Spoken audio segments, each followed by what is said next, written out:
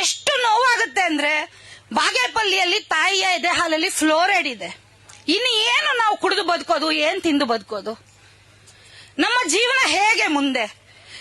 ಎಲ್ಲ ಆರೋಗ್ಯವಾಗಿದೀವ? ಹೋಗ್ಲಿ, ಯಾರಿಗೂ ಆರೋಗ್ಯಗಳಿಲ್ಲ.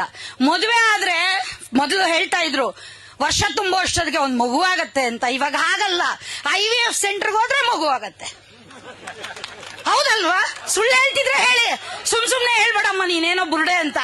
IVF ಸೆಂಟರ್ಗೆ ಹೋಗಿ ಒಂದ್ 5 ಲಕ್ಷ ಅಣ್ಣವ್ರಿಗಲ್ಲಿ ಬಿಲ್ ಕಟ್ಟಿದ್ರೆ ಒಂದ್ ಮಗುನ್ ತಗೊಂಡು 1 ವರ್ಷ ಬೆಡ್ ರೆಸ್ಟ್ ಮಾಡಿ ಹೊರಗಡೆ ಬರ್ಬೋದು. ಇಲ್ದಿದ್ರೆ ಮಕ್ಕಳಾಗೋ ಪರಿಸ್ಥಿತಿಯಲ್ಲಿ ನಾವಿಲ್ಲ.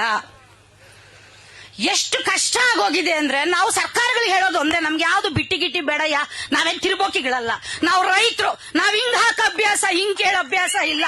ನಾನ್ ಹೇಳೋದೊಂದೇ, ನಿಮ್ಗೆ ಯೋಗ್ಯತೆ ಇದ್ರೆ ಒಳ್ಳೆ ನೀರನ್ನ ಕೊಡಿ, ಒಳ್ಳೆ ಆರೋಗ್ಯವನ್ನ ಕೊಡಿ, ಒಳ್ಳೆ ವಿದ್ಯೆಯನ್ನ ಕೊಡಿ, ನಿಮ್ಮನ್ನೆಲ್ಲ ನಾವು ಸಾಕ್ತಿವಿ. ಬನ್ರಿ ಅಲ್ಲ, ಎಷ್ಟ್ ಜನ ಇದೀರ ಬನ್ರಿ, ನಾವು ಸಾಕ್ತಿವಿ.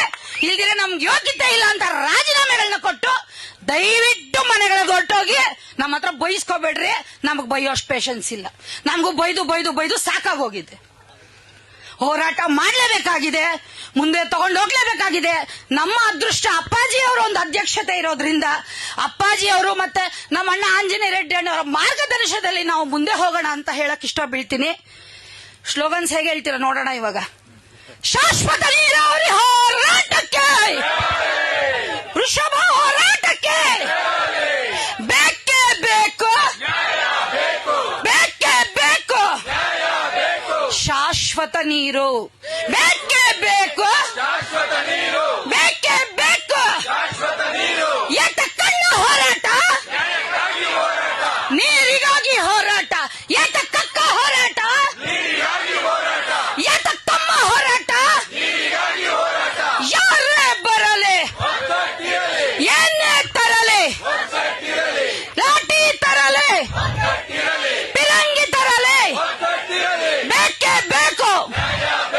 ಫಸ್ಟ್ ಟೈಮ್ ನಡುತ್ತಾ ಇದ್ದೀನಿ ಅಪ್ಪಾಜಿ ಇರೋದ್ರಿಂದ, ಇಲ್ಲಿದ್ರೆ ಮಾತಾಡ್ತಿದ್ದೆ, ಇನ್ನು ಬಾಯೆಲ್ಲ ಒಣಕೊಂಡು ಹೋಗ್ತಿದೆ. ಅಪ್ಪಾಜಿ, ನೀ 4 ಮಾತಾಡೋದಕ್ಕೆ ಅವಕಾಶ ಕೊಟ್ಟ ನಿಮ್ಮೆಲ್ರಿಗೂ ವಂದನೆಗಳು. ಇದು ವಂದನೆಗಳಲ್ಲ, ಕೆಂಪು ವಂದನೆಗಳು. ಹೋರಾಟ ಬಹಳ ದೊಡ್ಡ ರೀತಿಯಲ್ಲಿ ಆಗ್ಬೇಕಾಗಿದೆ.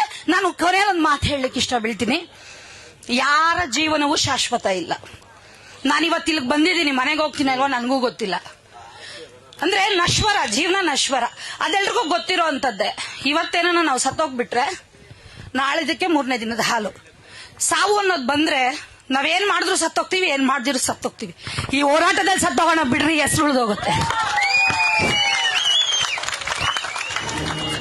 ತಾಯಂದ್ರೆ, ಜಗತ್ತಿನ ಶಕ್ತಿ ಹೆಣ್ಣು, ಸೃಷ್ಟಿ ಹೆಣ್ಣು. ಹೆಣ್ಣೊಂದು ಕಲಿತರೆ ಶಾಲೆಯೊಂದು ತೆರೆದಂತೆ, ಹೆಣ್ಣು ಸಮಾಜದ ಕಣ್ಣು. ನೀವೆಲ್ಲರೂ ಕೂಡ ಮನಸ್ಸು ಮಾಡಿದ್ರೆ ಯಾವ ಸರ್ಕಾರದ ಯೋಜನೆ ಆದ್ರೇನೋ, ಯಾವ ಪ್ರಭಾವಗಳಿದ್ರೇನೋ ಅವೆಲ್ಲವನ್ನು ಕೂಡ ಹಿಮ್ಮೆಟ್ಟಿಸುವಂತ ಶಕ್ತಿ ಈ ನಮ್ಮ ಹೆಣ್ಣುಮಕ್ಳಿಗಿದೆ ಅಂತ ಹೇಳೋದಕ್ಕೆ ನಮ್ಮ ಹೋರಾಟಗಾರರಾದಂತಹ ಸುಷ್ಮಾ ಶ್ರೀನಿವಾಸ್ರವರ ನುಡಿಗಳೇ ಸಾಕ್ಷಿ. ಅವರಿಗೆ ನಮ್ಮೆಲ್ಲರ ಪರವಾಗಿ ಮತ್ತೊಂದ್ಸರಿ ಜೋರಾದ ಚಪ್ಪಾಳೆಗಳ ಮೂಲಕ ಅಭಿನಂದನೆಗಳನ್ನ ಸಲ್ಲಿಸೋಣ.